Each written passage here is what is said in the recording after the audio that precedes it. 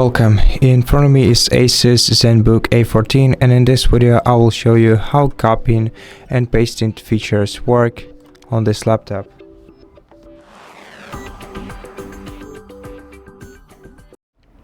So let's enter some sample text into this document, and now to copy it you have to select it using the left key of your mouse, and then either right click and select copy or use Ctrl+C combination of keys to do the same thing.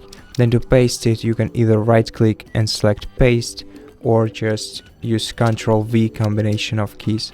You can also cut the text out by selecting it and then either right click and cut or just use Ctrl+X combination of keys and then Ctrl+V to paste it again. You can also use Clipboard, which is the standard function of your Windows.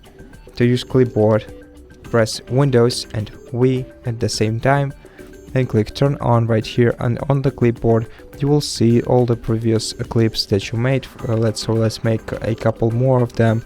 Let's copy this part of the text, let's copy this part of the text, and then use Windows V again, and as you can see we got all the snips right here, all the clips, and we can select any part of the text that we need. And that's basically it. Now let's check how it works with files.